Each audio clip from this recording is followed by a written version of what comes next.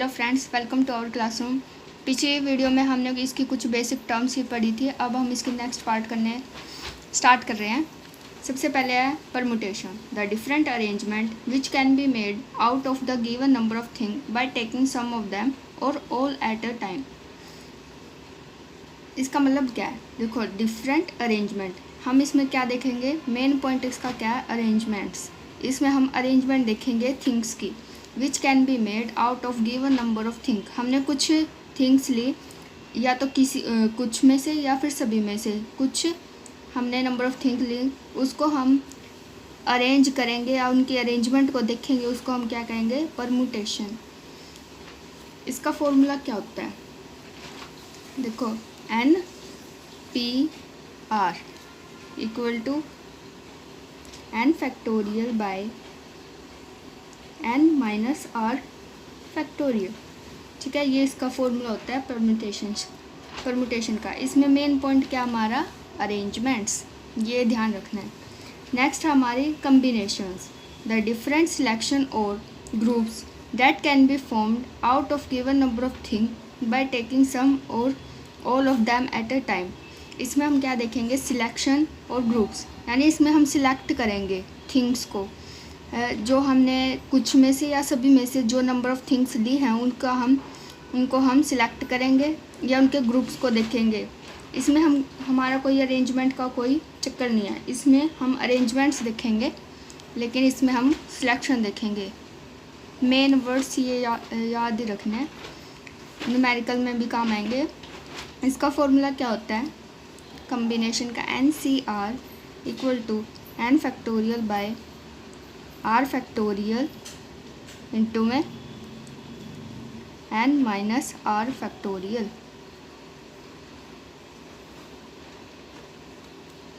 ठीक है, अब इसको हम ओपन कर लेते हैं NCR को। इसको हम कैसे लिख सकते हैं? n factorial 1 by r factorial into n minus r factorial. अब इसको देखो, हम क्या लिख सकते हैं? परमुटेशन, है ना? तो 1 by r factorial into NPR। अब हमारा परमुटेशन का क्या फॉर्मूला होगा? NPR equal to NCR into r factorial. ये क्या थी? हमारी अरेंजमेंट्स। ये क्या थी? अरेंजमेंट। और ये क्या थी? हमारी सिलेक्शन, यानी कुछ मीनिंगफुल, है ना? जो हमने सिलेक्ट किया उसका कुछ मीनिंग होगा, यानी इसका क्या आएगा? मीनिंगफुल। और ये क्या होगी? मतलब मीनिंगलेस। यानी क्या होगा? Total number of arrangement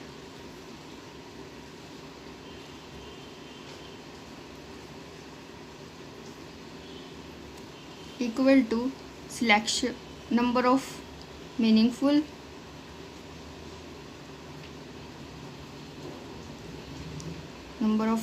arrangement into में meaningless arrangement। क्लियर है?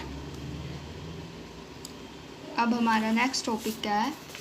देखो, difference between permutation and combination, number of groups that can be form take all at a time is 1। यानी इसमें हम ग्रुप्स देखेंगे। ग्रुप्स किस में आता है? हमारा कम्बिनेशन में, है ना? अरेंजमेंट हमारी परमुटेशन में और ग्रुप्स और सिलेक्शन हमारे कम्बिनेशन में। तो number of groups that can be form take all at a time, इसमें हमने ग्रुप्स देखने हैं, सिलेक्शन देखना है, अरेंजमेंट नहीं देखने की, वो आगे पीछे हो सकते हैं। तो इसका एक ही बना ग्रुप, तो है ना? जैसे 3 फ्रेंड्स होते हैं, उनका हमने ग्रुप देख लिया। ये तो नहीं देखा वो फर्स्ट पोजीशन पे, वो सेकंड पोजीशन में, वो थर्ड। हमने सिर्फ ग्रुप देखा, यानी सिलेक्ट करे। ठीक है, अब है नंबर ऑफ अरेंजमेंट्स। अरेंजमेंट यानी क्या आ गया? परमुटेशन आ गया। Take all at a time is 6। अभी हमने जो 3 नंबर है उसका एग्जाम्पल देखा है, तो उसके अरेंजमेंट्स को देखेंगे हम। 6 आएंगे। पहले क्या आएगा? जैसे ABC, फर्स्ट पोजीशन पे A है, फिर B है, फिर C है। इसको हम अरेंज कर रहे हैं। अब सेकंड क्या है? A को फर्स्ट पोजीशन पे ही रखो, इन दोनों को रिप्लेस कर दो। ठीक है, ये अरेंजमेंट्स होगी। अब बी पोजीशन, बी जो है हमारे फर्स्ट पोजीशन पे आ जाएगा और जो बच गई वो सेकंड और थर्ड पे। अब इन दोनों को चेंज कर दो, सी ए। अब सी आ गया, ए बी और सी बी ए। ये हमारी क्या होगी 6 अरेंजमेंट, यानी इसको हमने अरेंज किया और ग्रुप हमारा एक ही है ना। अब क्या है, total number of arrangement by taking 2 letter at a time is 6। अब हमने 2 लेटर को एक साथ लिया और उसकी क्या बनेंगे 6 अरेंजमेंट। अरेंजमेंट वही परमुटेशन। तो अरेंजमेंट देखेंगे, जैसे 2 लेने हमने, 3 में से 2 सेलेक्ट करने, जैसे ए बी। तो नेक्स्ट अरेंजमेंट तो बी ए है ना। इसमें हमारे पोजीशन पे डिपेंड होएगा, उसमें ग्रुप्स में हमारे पोजीशन पे कोई फ़र्क नहीं है। इसमें हम पोजीशन भी देखेंगे। तो ए बी बी ए सी सी ए और क्या बच गया बी सी सी बी। ठीक है, ये हमारी क्या होगी 6 अरेंजमेंट्स। अब हम कुछ इसके एग्जाम्पल देखेंगे। जैसे कि आपकी बुक में दे रखा है 3 if we have 3 different object then in how many ways 2 object can be selected and arranged at a time. 3 different object दे रखे हैं, 3 different object.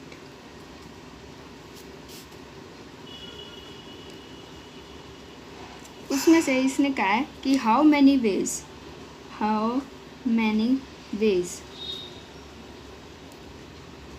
2 object can select और arranged at a time.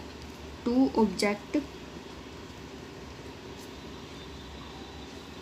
Select and arranged at a time. एक ही time में हम arrange या select करेंगे।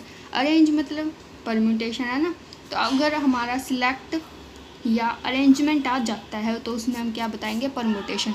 लेकिन अगर सिर्फ अगर यहाँ पे सिलेक्ट होता तो हम क्या बताते हैं उसका कम्बिनेशन बताते हैं ओनली। अब यहाँ पे सिलेक्ट और अरेंजमेंट दोनों हैं तो हम क्या बताएंगे इसका परम्यूटेशन। ऑब्जेक्ट हमारे कितने हैं 3 है ना टोटल। एन हमारे कितने हो गए 3। Total number of things, N क्या होता है हमारे नंबर ऑफ़ थिंग्स टोटल। और 2 हमने जो सिलेक्ट करे हैं, यानी हमने किया था देखो डेफिनेशन में गिवन नंबर ऑफ़ थिंग्स जो हम सिलेक्ट करेंगे कुछ में से या सभी में से, जो हम सिलेक्ट करेंगे वो क्या होता है आर है ना। और ये जो होता है हमारा एन होता है। तो इसमें हमारा एन क्या आ गया total number of things N, और जो हमने सिलेक्ट करे आर 2। अब ये क्या है अरेंजमेंट है, यानी परम्यूटेशन बताएंगे। तो परम्यूटेशन क्या होता है एन पी आर, तो 3p2। अब इसका फॉर्मूला ओपन कर दो, 3 फैक्टोरियल बाय 3 माइनस 2 फैक्टोरियल। अब 3 फैक्टोरियल क्या होता है 3 इंटू 2 इंटू 1, और 3 माइनस 2 1 फैक्टोरियल, 1 फैक्टोरियल 1, और 3 इंटू 2 6, यानी इसका आंसर क्या आ गया हमारा 6। अब एक और एग्जांपल देखते हैं हम, कम्बिनेशन का देखते हैं। जैसे इसे देखा है वी हैव 4 ऑब्जेक्ट्स। 4 ऑब्जेक्ट देखे हैं A B C D. In how many ways 2 object are selected at a time. How many veg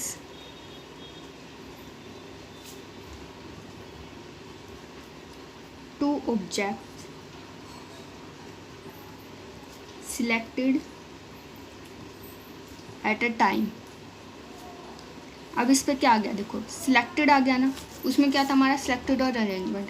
मैंने क्या बताया था सिलेक्टेड और अरेंजमेंट हो तो हम क्या बताते हैं परम्यूटेशन, और अगर सिलेक्टेड हो सिर्फ क्वेश्चन में तो हम क्या बताएंगे कॉम्बिनेशन। अब एन क्या हो गया हमारे 4 नंबर ऑफ़ थिंग्स टोटल है ना ए बी सी डी। उसमें से हमने हाउ मैनी 2 ऑब्जेक्ट, देखो 2 ऑब्जेक्ट आ गया तो आर हमारा क्या हो गया 2 सिलेक्ट करने हैं। तो हम इसका क्या बताएंगे कॉम्बिनेशन एन सी आर क्या होगा 4C2 जैसे 4 फैक्टोरियल है ना, आर फैक्टोरियल बाय है ना N factorial by R factorial into N minus R factorial, 4 minus 2 factorial, 4 factorial, 4 into 3 into 2 into 1, 2 factorial, 2 into 1, 4 minus 2 2 factorial, तो वो भी क्या हो गया 2 इंटू 1, 2 से 2 कैंसिल, अब ये 2 से 2 3 ज़ा 6। वैसे भी देख सकते हो, देखो इसके हम कम्बिनेशन बनाएंगे, कम्बिनेशन सिलेक्ट करने हैं ओनली हमने। तो देखो ए बी सी डी, पहला क्या बनेगा ए बी, 2 ऑब्जेक्ट को सिलेक्ट करना है ना, तो 2 ही आएंगे, ए बी, ए सी और ए डी। इसमें पोजीशन का नहीं है, हमने सिलेक्ट करना है ओनली, अरेंजमेंट नहीं करनी, ठीक है। ए बी, ए सी और ए डी। अब क्या बच गया बी सी और C D, B C C D हो गया और बी डी है ना, ये हो गया हमारे 6 सिलेक्टेड, 6 ग्रुप्स है ना, 2 पेयर्स में हमारे 6 ग्रुप्स हो गए। अब हम क्या पढ़ रहे हैं, प्रोबेबिलिटी, हमने 10th में पढ़ी है, तो वही है probability.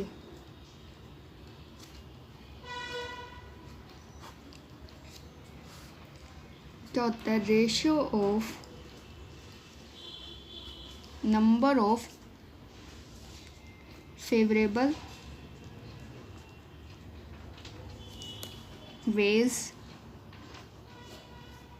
in which event occur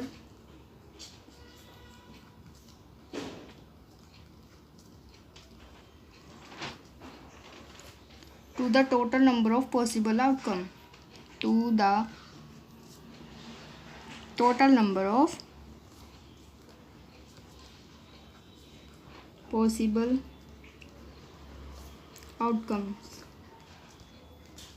जैसे हमारे E let E be the event occurred, जो हमारा इवेंट हो रहा है उसकी प्रोबेबिलिटी क्या आएगी, P equal to number of favourable outcome या ways by total number of possible outcome.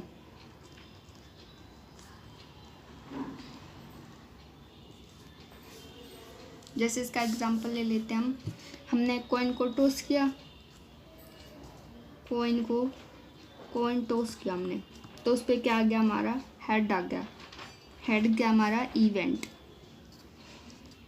है ना।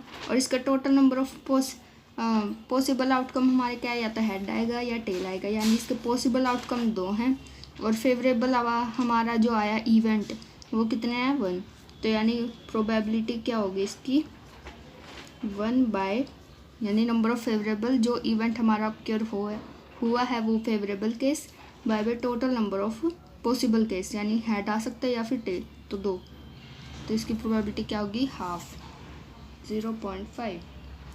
और हमारी प्रोबेबिलिटी 0 और 1 के बीच में ही आती है, ये तो पता ही होगा है ना। अब देखो प्रोबेबिलिटी के 2 टाइप्स होते हैं, 2 types of probability. First is statistical and second is priori, ठीक है। स्टेटिस्टिकल प्रोबेबिलिटी अब हमारी क्या होती है, जो number of ways in which event actually acquire to the total number of times of the events are occurred। जैसे हमने कॉइन को बहुत ही बार टॉस किया, नंबर ऑफ टाइम्स, जैसे 1000 बार हमने कॉइन को क्या किया है टॉस, उस पर क्या है हमारा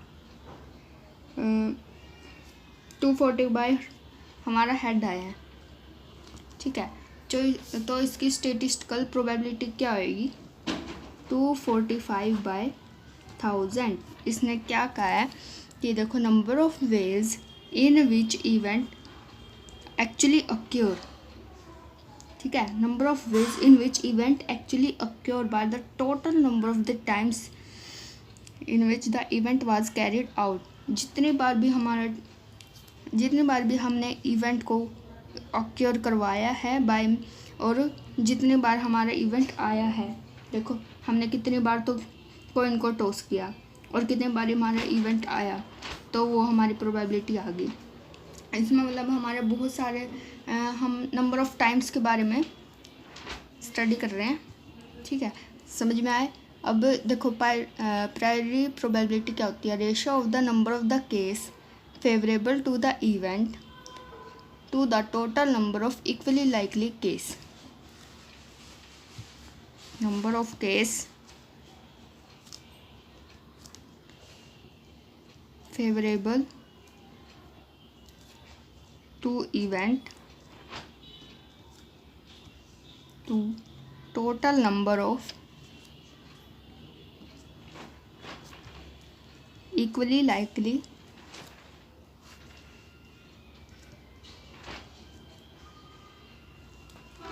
number of case favourable to event, यानी जितने हमारे फेवरेबल केस आ सकते हैं by the total number of equally likely. अब जैसे हमने हेड को कॉइन को कितनी ही बार टॉस क्यों ना किया हो, कॉइन को नंबर ऑफ टाइम्स, बहुत सारे टाइम्स बार हमने कॉइन को टॉस किया। अब कॉइन पे आने की प्रोबेबिलिटी हमारी या तो हेड है या टेल है, तो हेड आ सकता है, उसकी प्रोबेबिलिटी 1/2 है, टेल की है 1/2, यानी हमने कितनी भी बार हमने कॉइन को टॉस किया हो, हेड आने की हमारी प्रोबेबिलिटी 1/2 ही रहेगी और टेल की आने की प्रोबेबिलिटी हमारी 1/2 ही रहेगी। उसको हम क्या कहेंगे, प्रायोरी प्रोबेबिलिटी। डिफरेंस समझ में आया। देखो स्टैटिस्टिकल में हमारे क्या है, नंबर ऑफ टाइम्स, जितने भी हमारे नंबर ऑफ टाइम्स बार हमारे जो हमने किया है इवेंट बाय में, जितने बार हमारा इवेंट आया है, मतलब इवेंट जितने बार आया है बाय में टोटल नंबर ऑफ हमने जितने बार भी इवेंट अक्योर करवाया है, तो वो आ गया हमारा स्टैटिस्टिकल प्रोबेबिलिटी। अभी देखो पर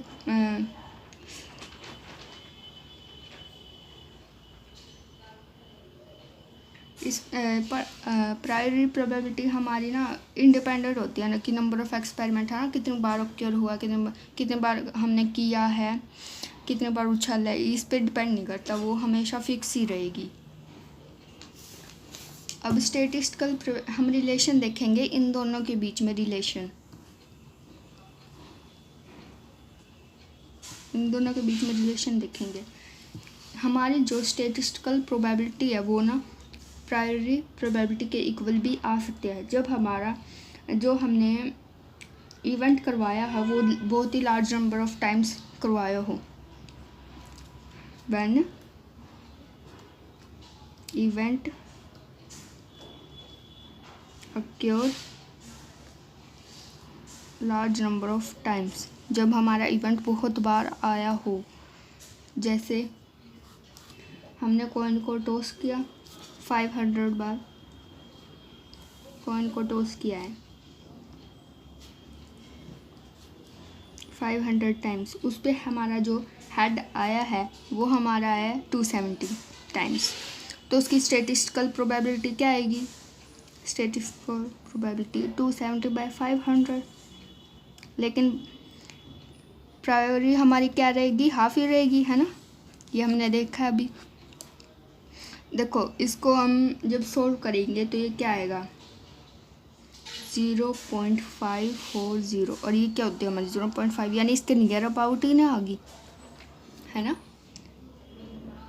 ऐसे ही जैसे हमारा टेल आया 230 टाइम्स, इसमें जब हमने 500 बार कॉइन को टॉस किया तो हमारे 230 बार टेल आ गया, तो इसकी प्रोबेबिलिटी क्या होगी 0.46। ये भी हमारा देखो इसके नियर अबाउट है, तो हम कह सकते हैं कि जब हमारा इवेंट बहुत ही लार्ज नंबर ऑफ टाइम्स में आ रहा है, अक्योर हो रहा है, तो हमारी जो स्टैटिस्टिकल प्रोबेबिलिटी है वो प्रायोरी प्रोबेबिलिटी के इक्वल हो सकती है।